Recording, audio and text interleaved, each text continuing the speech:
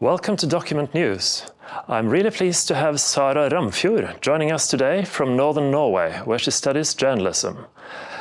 She has a powerful and personal story she wants to share with us, her journey from Islam to Christianity. And Sarah, how would you like to introduce your story? I think it's a story that is maybe not often talked about too often, about what it's like growing up Muslim and then deciding later on to leave the faith. And I feel like it is a very taboo topic that it doesn't get shed enough light on. Because you were born a Muslim and you have a mother from Morocco, I understand. Yeah, my mom is Moroccan and then of course my dad is Norwegian, and they got married in Morocco just before the 2000s, and then they moved here to Norway, and I grew up with my mom after they got divorced right after I was born. So I pretty much grew up my whole life, or not my whole life, but majority of my childhood with her, and it was very strictly Muslim. And you and your mother were living in a very small place in Norway. Yeah, we grew up, or I grew up in a very rural area. It's like an island. It's 5 hours north from Trondheim, which is the nearest big city. So it was majority Norwegian people, and it was only me and an Indian kid in class, or not even in class, and from the whole 8th till 10th grade and so on, only minorities, you could call it. And how were you received by your classmates? By my classmates, I was pretty well received. Of course, I became the token minority friend, and it was cool that I was kind of different, but it also made it kind of hard to practice or take part in certain things parties, or having them stay over at my place, because my mom had so many strict rules, and being allowed to go skiing, and then my mom had to make sure I didn't eat pork on the bonfire and all of that stuff. So everything got kind of under a looking glass, everything was under the looking glass with my childhood with her. Were your mother always a strict Muslim? No, I wouldn't say so. She was 23 years old, I think, when she had me. And from what I can remember, she was actually how I would describe myself today. She would listen to Tupac, 50 Cent, Shakira, and so on. And her and her sister grew up in a pretty liberal part of Morocco, Agadir. And they would be out skating, rollerblading, go out on the beach surfing, and that was never a problem. But after she came to Norway and got divorced from my dad, that's when I think things got pretty hard for her. So I think she just used Islam as a way to help herself navigate being alone in a foreign country with no family and friends and not knowing the language. Maybe it's curiosity, but how did your father from northern Norway and your mother from Agadir meet? My dad has always been a captain, he's been sailing his whole life pretty much. I think 40 years he's been working offshore or more. So he was working on a fishing boat, and there was one day in, I think, 97, he got a day off. He went to the beach in Agadir, it's called Lakot, and the marina is a very big beach that stretches 6 kilometers. And he saw my mom and thought she was really pretty, and he went up and talked to her, and then it moved on from there. And did the two of them live in Morocco together for a while, or did she join him in Norway fairly quickly? I think from what I've been told that they started dating pretty much right away, and then it wasn't long after that they met that my mom introduced him to my grandparents, and then they were okay with them being together, and they were pretty liberal when it comes to who they got to marry and so on. And then same with my auntie. She married an Italian guy, and my mom and my auntie, they had the wedding together. And so my dad had to buy a apartment for my mom as mahram. It's like what you give to the wife or like the family as like a dowry for marrying her. So, and then they lived there for a little while, and then they moved to Norway. So she chose the apartment and not the camels. I think that would be more useful in 7th century Arabia or Morocco than today. So yeah, okay. I think she was pretty clever about that choice. Yeah, she wasn't too traditional at that time. But No, did you we could yourself say that. live? Sorry, go on. No, I haven't like fully lived in Morocco. I lived in Morocco for a while, a few months back before the pandemic, actually. And it was pretty different than when I go to visit. I usually go visit in like Ramadan or whenever it was school vacations. But living there was a little bit different, and I was there for maybe 3 months because I was practicing martial arts at the time, and I just wanted to stay there to do that for a while. Wow. So you know how to defend yourself. Yes, you could say. Theoretically, yes. Practically, maybe not so much. Did you and your mother speak Arabic at home? Or Berber, maybe? Yeah, mostly. Yeah, we would speak Darija. It's what we speak in Morocco mostly. Like, there are different languages there. Like, it's something that's called Shilha, which is like Berber Moroccan.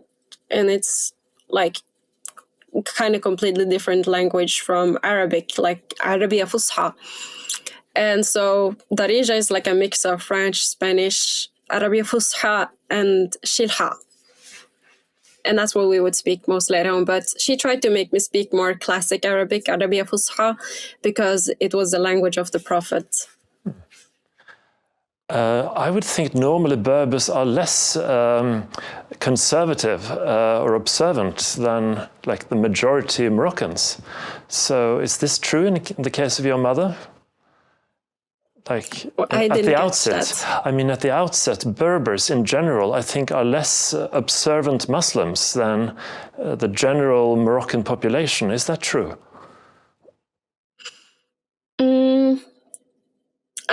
I think so. Because like Morocco is like a split, I think 60% Arabs and then 40% Berbers or something. And Agadir is like a pretty liberal area. They are more conservative than we are here in the West, of course, but it's pretty liberal.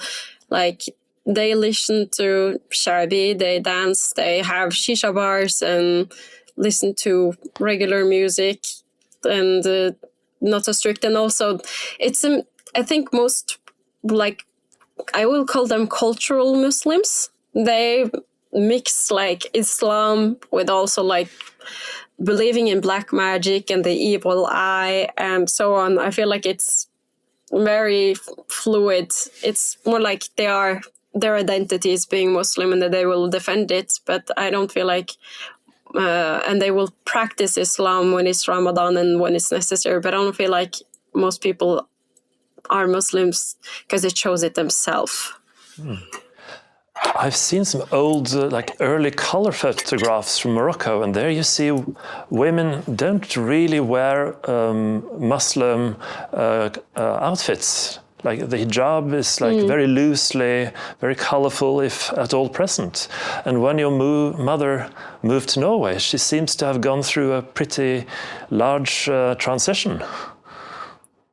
Yeah, my mom, she would wear like skinny low-waist jeans and like crop top. She would wear the big hoops and like get dolled up all the time. And she had this like fabulous fur coat that she would wear. She was a pretty stylish, like for her time when she lived there. And then also a little bit when she moved to Norway, but it was when she got introduced to like other Muslims here in Norway that changed. And what do you think caused that change? I think insecurities mostly, and seeking belonging somewhere, seeking community. And it's a pretty big trend that when people from the Middle East, North Africa come to the West, that they become more radicalized or more indoctrinated than they were when they were in their home country, because what you have in common with people from Syria, from Lebanon, from Jordan is that you are all Muslims. So that's your connect point in a sense. Are there other common denominators between this wide diaspora of Muslims, stretching from Morocco to, Afghanistan or even Indonesia? Like, I think like the North African country and then all the way till Syria, they can understand each other pretty well, because of the language. That's like the other thing. Like in Morocco, they learn both the Arabic Fusha and French, and so they can communicate with someone from Syria. And there are some dialectic differences, of course, from all of the Arabic-speaking countries. They are not really Arab countries even. But if you talk to someone from Indonesia or someone from Malaysia, like most of them don't speak Arabic. They can recite the Qur'an in Arabic, but you wouldn't be able to communicate it that well with them. But if they spoke another language, and maybe they connect that way. But I haven't really met any Muslims from Indonesia or Malaysia. The only Muslims I've met here has been from North Africa and the Middle East. I had a Muslim girlfriend for a while when I studied abroad, and a little bit similar to your story, that her mother became the second wife of her husband, and she also reacted to this major life event by embracing Islam, and became very strict with her daughter. So she went abroad, and she knew very little about Islam, but when I met her mother, she was, very keen to see us both as observant Muslims. And she gave me this booklets with like supplications and invocations that, I was supposed to say whenever a dog was barking, or, have you had any kind of experience with this? Yeah, because Islam is not just like a faith that like Buddhists have or like Christians or the Jews have. It's like it's an all-consuming thing. It's how you live out your life. It's how you will practice politics and how you practice your interactions with other people, and just daily tasks as well. So I remember clearly that when I would step inside our home, for example, then I would have to say like some Bismillah Rahman Rahim, and then step in with my right foot so that the jinns wouldn't come inside with us. Or I have to recite something else if I go into the bathroom, and I have to say Bismillah before eating, and then Alhamdulillah after eating, and then before you go to bed you have to recite some surahs and then do dua and everything. So yeah. And also if you looked at someone else with you thought they were beautiful, you have to say inshallah, so that like something bad doesn't strike them because of jealousy or something. Huh. So there's basically an invocation for whatever happens to you during your like night and day. Yeah, precisely. And like growing up, did you really believe in Islam up to what age, or did you question this at some point? I did really believe it at some point, but it was more like childish faith, like kids having Santa Claus, and you wanted to believe it, but then also it was really hard for me to believe that Allah was real as well, because firstly, I grew up in a secular country, and I have like science in school. That was my favorite subject, and also the rules and so on were so weird and also unfair. And I questioned, like, if Allah really was fair, then why would he put certain rules on me as a girl opposed to a guy? Like, if he is all loving and all justiful and all righteous, then why would he create such like disparities? And how did your mother react if you asked her these questions? She would say that like you shouldn't question it, or she would try and explain in a sense, but it was just nonsensical. And also my mom was very violent. I can say that. So I was also afraid of asking things and saying the wrong things. Like, everything felt like a test around her. And like Moroccan people and like Arab people in general, they are very friendly and warm and upfront, like, but there is not this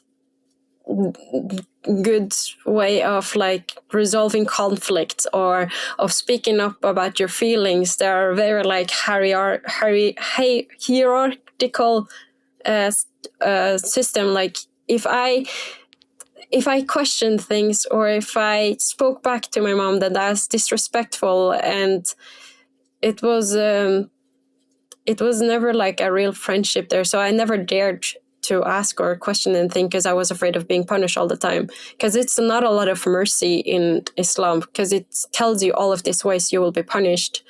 And also in Islam, it says in the Qur'an that you should not repent, like admit your failures. You should hide them, and Allah sees that you're repenting for them in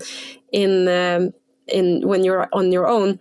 Well, in Christianity, you are encouraged to admit when you fall and you stumble, so that you don't carry that load on yourself anymore. And also, when you put it out in the light, it doesn't hold you down as much anymore.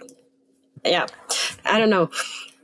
But there's just a contrast. So that seems pretty harsh, you know, when you're going through life, and if you're a young woman and you're dealing with stuff during puberty, let's say, and your Islamic faith tells you to hide your problems and not to ask questions. I never had a mother-daughter relationship with my mom. And it was always superficial, and it was I always had to make myself smaller and insignificant for her, like for her sake, really.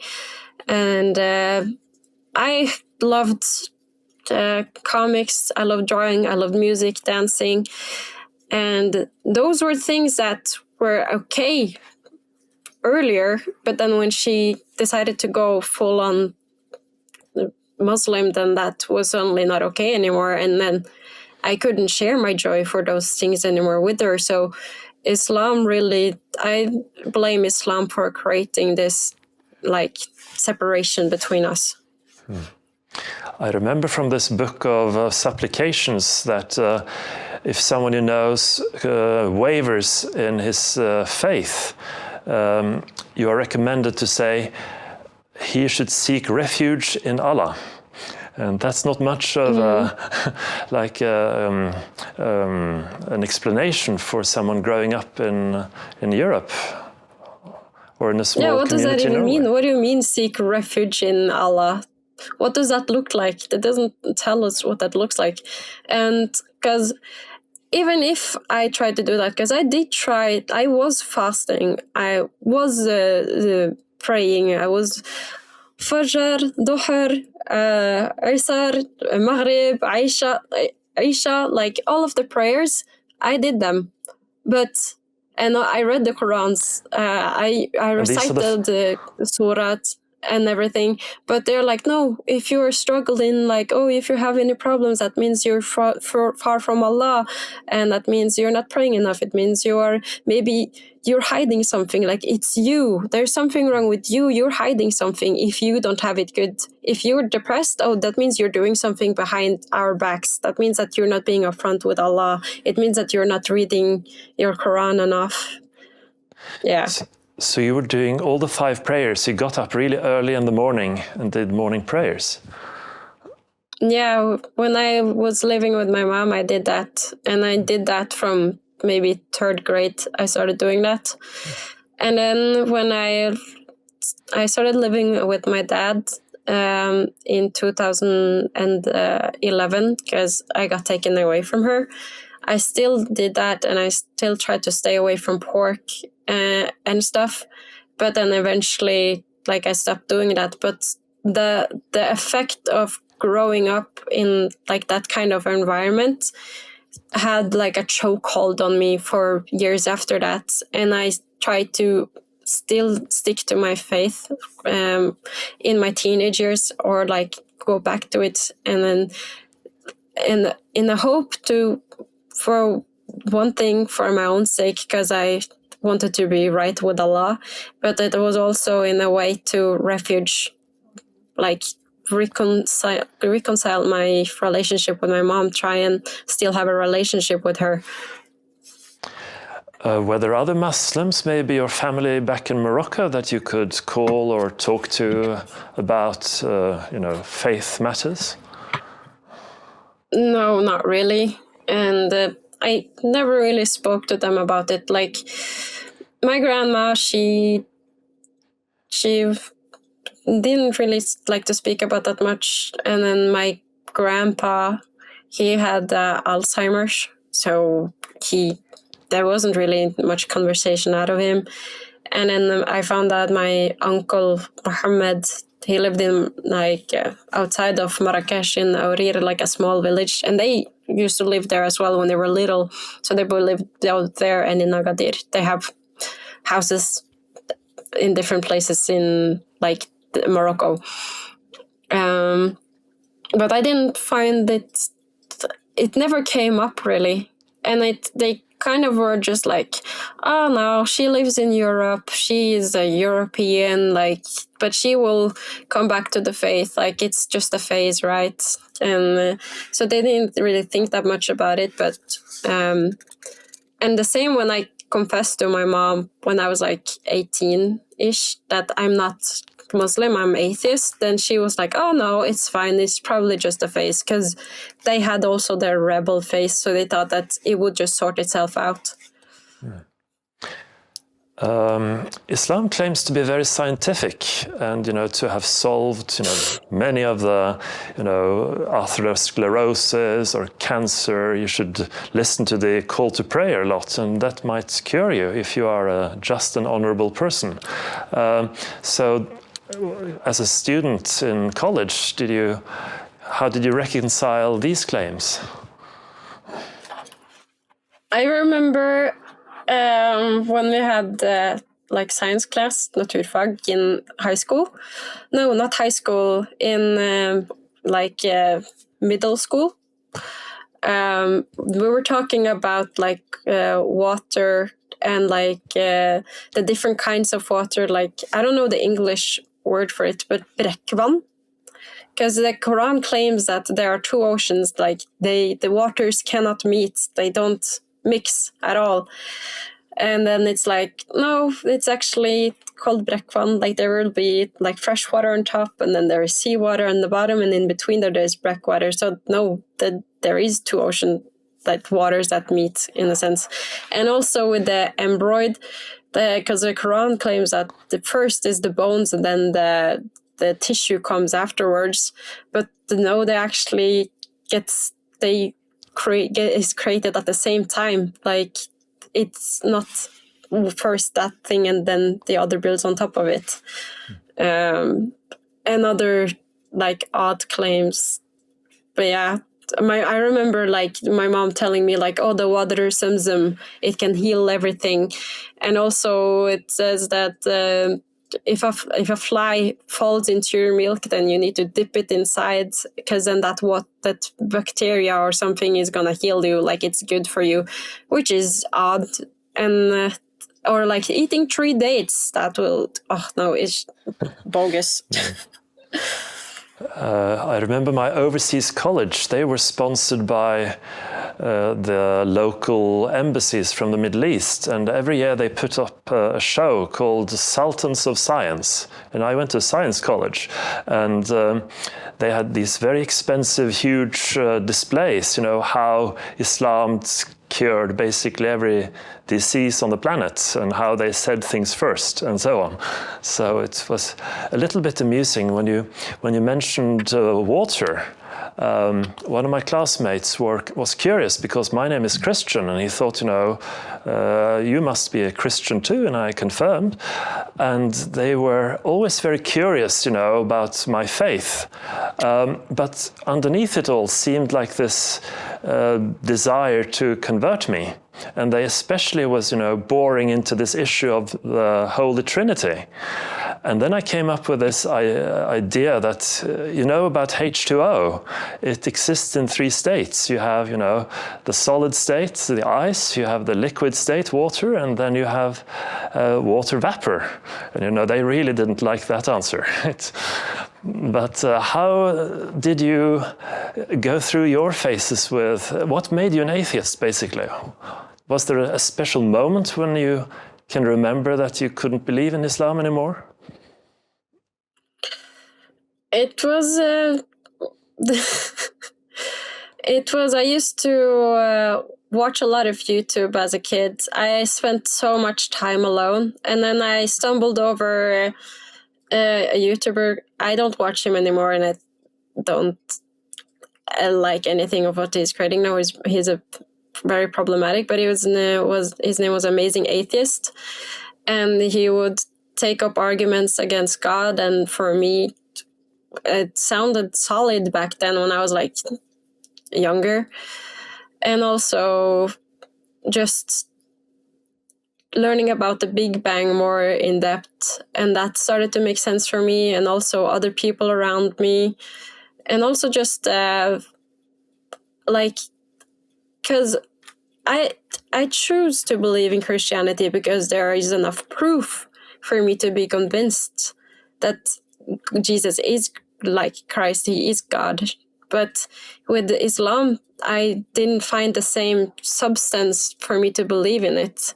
And also there were things, but just the sheer amount of contradictions there were in the Quran. Like, why would something that is haram here on earth, like it's haram to drink wine or to drink alcohol here on earth, but in Jannah it is like halal. Why would God say that something that is filthy and disgusting here on this earth be allowed where he is? Like, if he is the cleanest and the purest, I was like, that don't make any sense. And just small things like that just made me, and also just my relationship with Allah at all, because I never felt like I had a spiritual or like real relationship with him. So I was just like, okay, screw this in the end. And also I didn't like getting told what to do or how to be moral, what is right and wrong. from a guy who married a 6-year-old, because that was like, I grew up in Norway, so I know that a lot of my values are like Western values, and they're based on Christian values. Those are fundamentally Christian. I didn't think about it back then, but I realized that when I myself became Christian, that a lot of the values that I have are Christian. And the reason why I opposed Islam so much, and the things that Muhammad did primarily, were unhumane and just diabolical. The reason I resented them so much because there was already Christ planted in me through just the social norms and values that we have in Norway. It's quite a brave thing to, not only leave Islam, but to come out as an ex-Muslim and now a Christian. So do you sometimes fear for your safety, and what do your friends or student classmates think about you and your journey? I have gotten death threats before. I started posting a lot of stuff. This is before I became Christian. In 2020, 2019, I posted a lot on TikTok, and then I remember there was this TikTok I made. I had a little bit of a crash out because of my mom. And I posted a TikTok showing my summer outfit. I was just wearing shorts and a t-shirt, just like everybody else.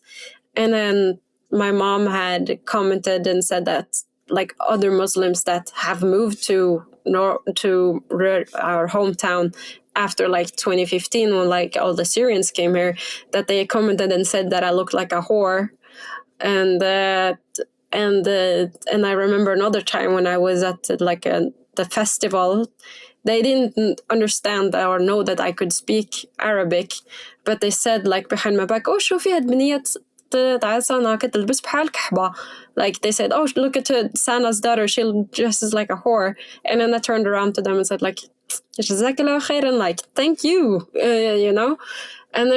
and so I just flipped, and then I made that TikTok, and I got so many comments, primarily from women, actually, shaming me and calling me ugly names, and or they would say, like, "Oh, your mom is just trying to protect you," or like talking about the unwrapped candy. They what is it called? They compare girls to candies that are wrapped or unwrapped. It's diabolical. And yeah, so I got that death threats from that, and I've also gotten death threats after I became Christian, because I took a break from TikTok, and then after I became Christian, when I felt like God was ready to use me to start posting again, when he had done some work in me, essentially, I talked about criticizing Islam as a religion, because I don't have a problem with Muslims as a people, because I was Muslim and I had a lot of these problematic and sexist and just bad views as well, and I needed to get saved myself. So I don't have a problem with Muslims. I have a problem with the teachings of Islam. And when I made but they cannot separate me criticizing Islam from criticizing them, because it's like such a big part of their identity, and you're called to protect or like defend Islam's name and the name of Muhammad, police be upon him. I'm joking.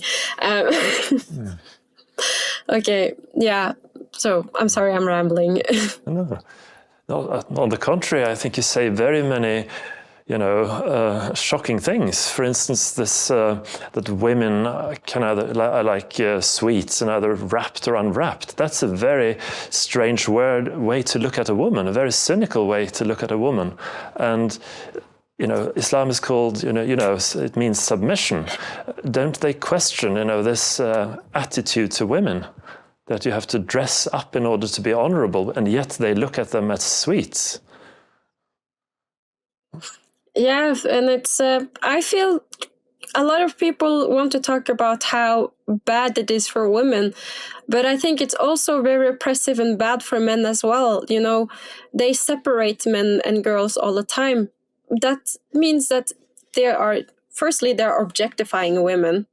That's one part of it, and it's horrible and degenerate, but also how they view men, and they make little boys feel ashamed of themselves, of just being curious to have female friendship, and they're labeling basically men as animals, as predators, and it's not even coming from themselves. It's like up and down taught to kids.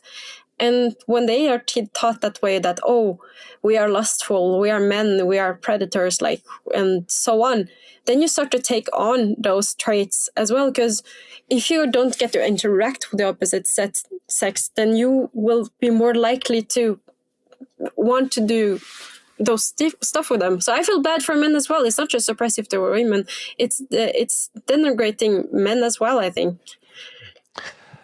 Is there something in the Qur'an or the Hadith which like really fears women or the women's bodies? Like, why do they have to cover up? In some societies you can maybe show an ankle or a shoulder, and in other places you have to cover your hair, and in some countries you have to even cover your face. Like, what do the mullahs and imams fear about women?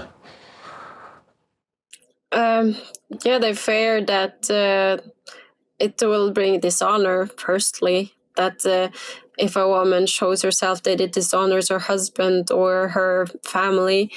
And I feel like they fear losing control more than they fear her showing her hair.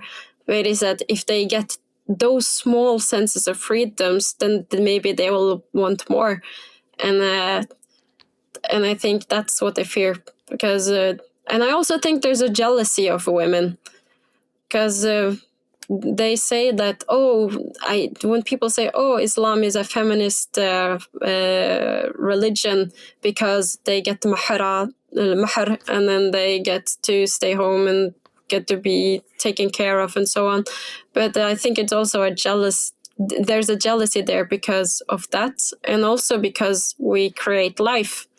Because Islam is fundamentally about conquering other nations and other people.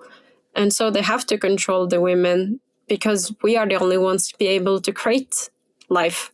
Yeah. So they have to subjugate us from other people and other not Muslim women or people at all, so that we don't get the idea that we can be free. So how do you think Muslims in Scandinavia view Scandinavian women with all this freedom and seemingly very happy, independent lives? I don't think it's every Muslim, because not every Muslim thinks this way, but I think it's a majority. And I think that they don't want to admit it, but this is how they view them. They view them as like cattle, and just for funsies. They will have fun with the girl, and then later on they will marry like a proper virgin girl. They will have fun with Julia, and then later on they will tell their parents, oh, I want to get married now, and then they'll marry like Amina or something. Do you think Julie is aware of this, or like what is this transaction? Or it's a very big gap in culture between Scandinavia and the extended Middle East, and now we live side by side in Oslo. So how aware do you think Scandinavian women especially are of this challenge? I think they're kind of they're unaware completely. They're naive. I think the thing is that we in the West, we here that come from democracies where we value like diplomacy, we value dialogue, we value compromise. We think that other people are like us. We think that other people will value those things. We think that people come here because they want to practice those things, which is not true. And it is a flaw that we have. And it's also an arrogance that we have, that we think that this is like, it is the superior way, but we take it for granted that, and not everyone thinks this way and value those things. And so it makes it a lot more easily for us to get taken advantage of. And in Arabic countries, they have like sayings like, "Oh, the West is like a woman ready to get run over." Like, I don't want to say it, but like, you know what I mean. And the West is like a woman. We're feminized. We're a feminized country, and halfway, I believe that yes, the West has become too feminized in a sense, but it is getting taken advantage of. Our kindness and our openness is taken advantage of. Do you think, you said your mother was quite liberal as a young woman, and being challenged by what she saw in Norway made her, reach back to what she knew, which was, Islam, and an ever, more conservative Islam. Do you think there is this, kind of jealousy that the West seems so wealthy and, it's successful in so many ways, and yet the pure and supposedly honorable Muslim world is decades, maybe centuries behind? Yeah, and also they would love to talk about the Islamic golden age, which really wasn't the Islamic golden age. It was the Persians that had all these great inventions and philosophy and mathematics. It was not Arabs. They were forced to be becoming Muslims and saying it, and same with Turks as well.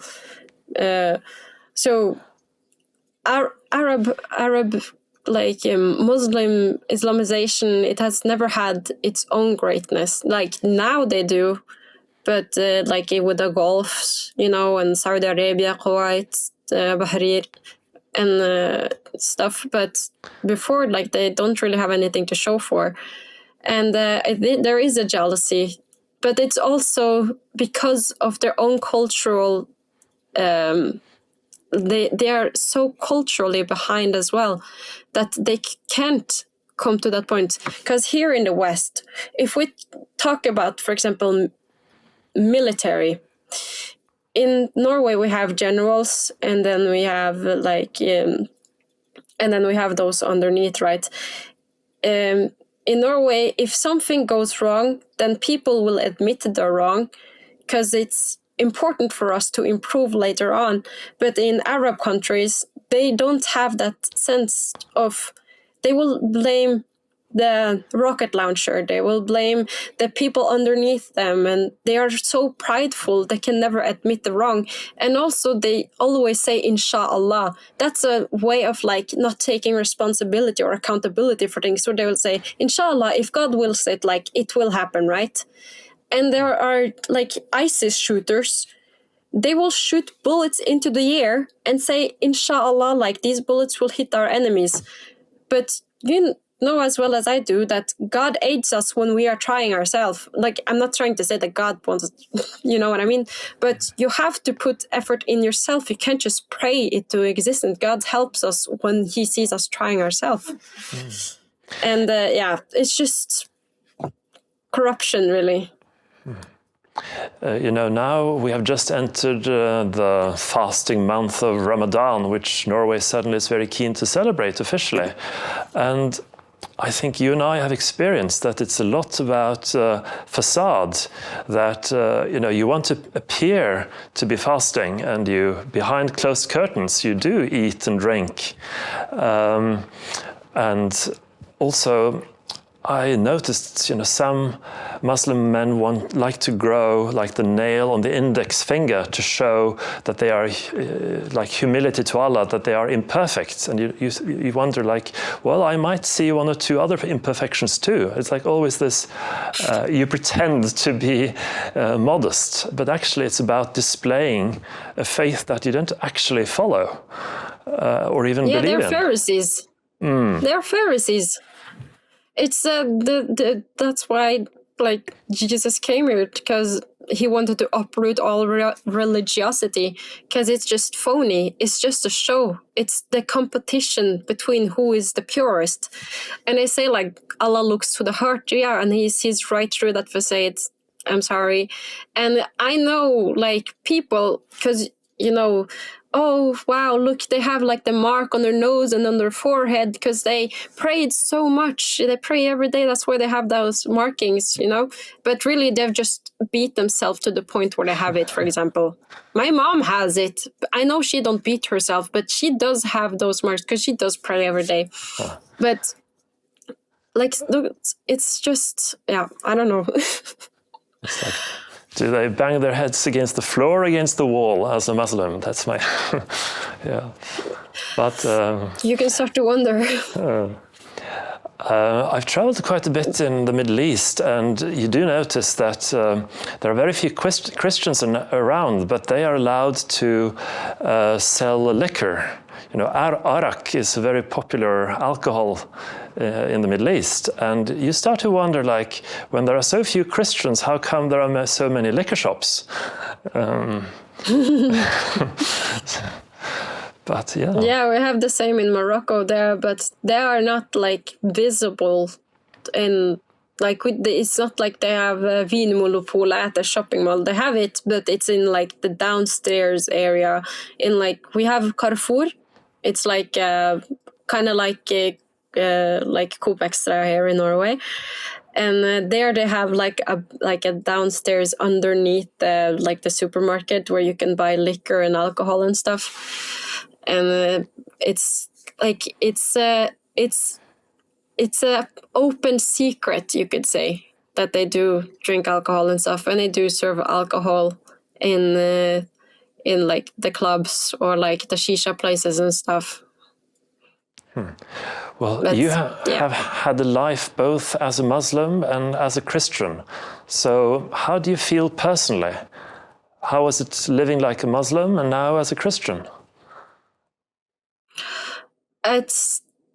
Now I feel so much freedom, and Muslims, they always accuse me of leaving Islam because, oh, you wanted freedom because you want to talk to boys, you wanted freedom to show your hair, to get a certain attention, and they always say like, oh, living as a Muslim is supposed to be hell, it is supposed to be painful to be a believer because that's like the submission to Allah. But it's also like it was just too much condemnation living as a Muslim, and it's always, you feel like your whole life is a test, that it's always about making the right choices all the time. But then with Christ, I can just be human, and then I can live on like his salvation. So now I don't, I don't know. I have the freedom to be me again. The girl I was supposed to be growing up, without restrictions, and to explore like what talents and fascinations I have in art, in like business, in writing, without condemnation, and also just freedom from my past, like all the sins, like, because after I left Islam, I went on like a little bender, and I had a really rough time with alcohol and with drugs, and then Jesus saved me from that.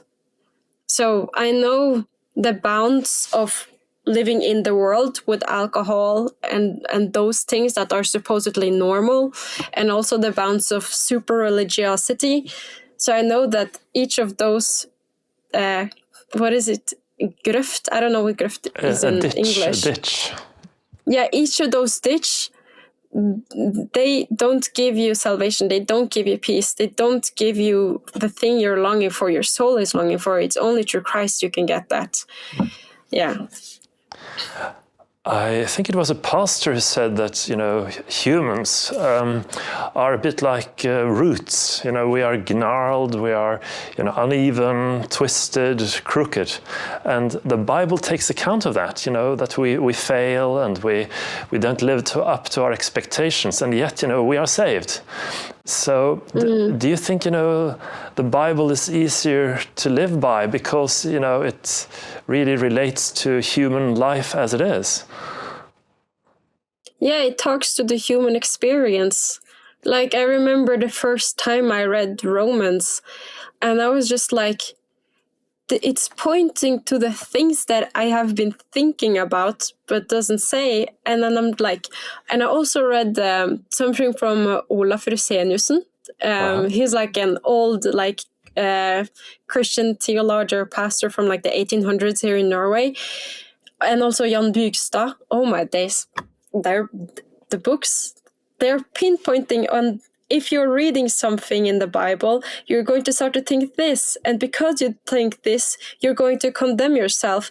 And then, it's incredible.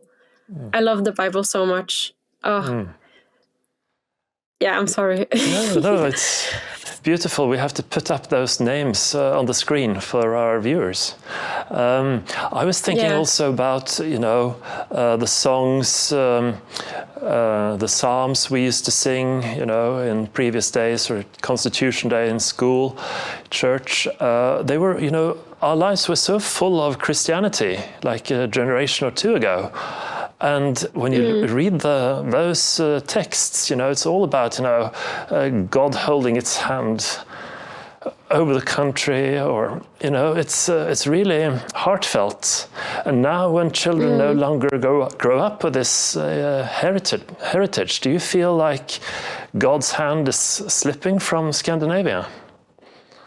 Absolutely. And you can see it in like our royal family now. What happens when God is out of the picture? I think the New Year's speech that Kong Harald had this year was the first time he did not mention God in his speech. And I feel like it was just like God's wrath to unveil the thing with Mette-Marit. It's just like, you have chosen to leave me, but like in Judges, Israel did what was evil in God's eyes 7 times, and God forgave them 8 times. I think that's correct. So God knows that we will fall and we will stumble, and I think it's natural. But that's why we have Jesus. And the thing that people don't understand is, I don't think people really understand what the meaning of grace and mercy means. They're not the same thing. Mercy is that you have committed a crime and you don't get what you deserve for it. And then grace is when you don't deserve it, but you get it anyway, like a good thing. And I think we as a nation just needs to go back to Christ again, because now I think like since the 60s or something, like it's just been going downhill. Yeah. Yeah, we need to go back to our old crooked roots, I think. And, because if we don't protect our own roots, we will have somebody else's roots instead. Yeah, then it's and everyone has bad history. Everyone has crooked roots, right? And people want to shame Christianity and talk about like the witch burning that we have and how badly the Jews were treated in Norway as well, and so on. But that's not Christianity. That's us human that are flawed. And but if you aren't Christian, or like you haven't understood the text and the point of the Old and New Testament, and you just point out evil that happened in the Old Testament without understanding how it is in context to the New Testament, then it's so easy to condemn it. But I think the reason that God blessed us so much was because of the faith and the Christian values that we have that people take for granted. People don't understand that Norwegian values, Western values, are actually it has its roots in Christianity. It's taken for granted, and it's given, like, it's credited towards the reformation, and the 16 and 1700s gets the credit for our values today, but it's actually, in the beginning, it's Christianity. And this word fundamentalism means to go back to the core, back to the roots. And if you look at the, let's say, hardcore Christianity, is the word of God, of Jesus. And what Jesus said. You can't possibly construe that to be anything but love and tolerance for mankind. It's Christian rulers or Christian human beings who fail as Christians. Whereas if you go to, the fundamentalist words of Muhammad, that is maybe where the problem starts. Islam can't possibly go back to its roots. It has to find another path to live with the modern world. Yeah, I think that I pray that there will be like a mass awakening. And there has been a lot of people who are waking up. I see it in YouTube and I see it on the news, like people having dreams about Jesus. And I see like mullahs crying that the young people are leaving Islam. I think like 1 in 4 Muslims in my generation are leaving the faith. So eventually, because Islam can only exist in a vacuum. Islam cannot coexist with the world, because in Afghanistan or like in Pakistan or like in rural area where there is no other contrary information, where there's no contrary beliefs, and where the imams don't rule over like the neighborhood or like the town or something, they are not challenged in anything. But now that there is an open marketplace of ideas with the internet, like they can't survive because now they can translate the Quran. They don't have to only listen to their imam from their hometown, and they can read the Quran for themselves. They can get translations, because most Muslims, they listen to the Quran, but they don't understand it. They can't speak the language. When they pray to Allah, if you don't pray to Allah in Arabic, it's not even considered a good prayer. You can make dua in your own language, but it's not the same as a prayer. And so, yeah, I think, and also Muhammad, people are just, I think so many people are learning about Muhammad and then try to defend it, and it's not possible. Because if he really is moral and good, then the things that he did back then should be acceptable today as well. You mentioned Iran initially, and right now there is a very exciting opportunity that the Persians who were conquered by Islam might cast off this religion, whom I think 80% don't want. So, what do you think about what a liberated Iran might mean for the wider region, even for Europe?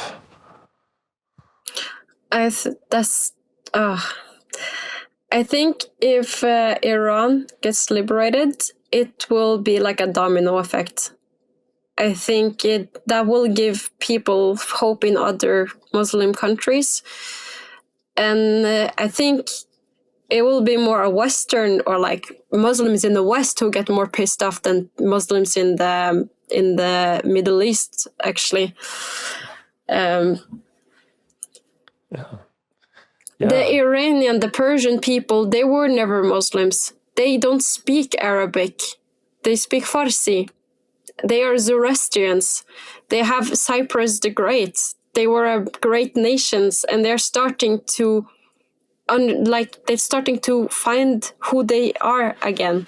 They're starting to find their own voice again. And the same is happening in Serbia as well, because they were like mix of Muslims and Christians there. And now most people are saying, oh, we don't want to be Muslims, because that's not who we really are. We're not Muslims. We're Catholics. We're Orthodox. And I think that a lot of minorities in North Africa, like Coptic Christians, Assyrian, Armenian, and Levitans, they will start to have more space in their societies again. And people hate Free Iran slogans, because Iran is the one who primarily supports Hamas financially, and Hezbollah and the Houthis and Al-Shabaab and stuff. And they really just hate the West. they don't want to see Iran fall, because that means that they're one of their big pillars that are holding up their movement against the West is falling. So that's why they don't want to see Iran become free. Yeah. Now, these are very hopeful signs, and like you said, Iran has a pre-Islamic past they can reach back to, and I was also with our, technician and cameraman going to the Balkans, where there is a very exciting movement, the Deccan movement, where they also discover their pre-Islamic past and leave Islam by their thousands, actually 200,000 in the matter of 2 years. So something is happening. Yeah, because I'm sorry. Go on.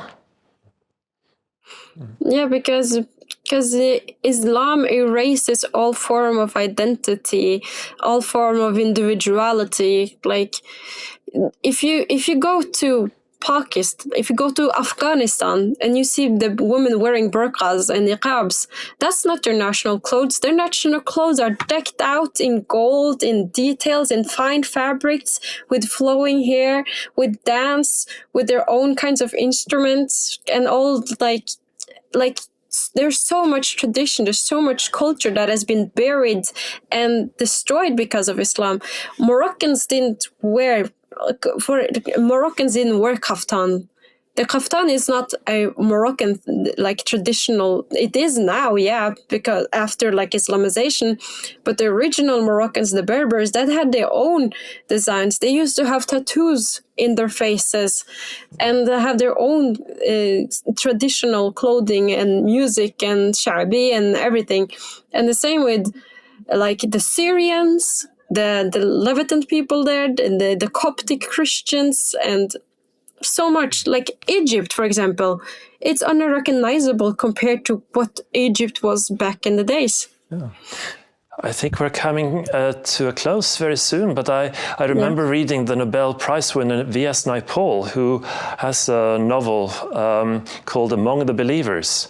And when he went to Malaysia or Indonesia, he noticed, that people from all faiths were sacrificing to the sea god. And then he was made aware that some of these people were Muslims. And he thought, but who would those be? Those are the ones who don't sacrifice pork. So, yeah, that's kind of funny. It is, yeah. No, but I'm very happy to hear your story, and I really hope that we will hear more from you again. You have so much to tell. Thank you so much. It's been a pleasure being here and talking with you. Thank you so much.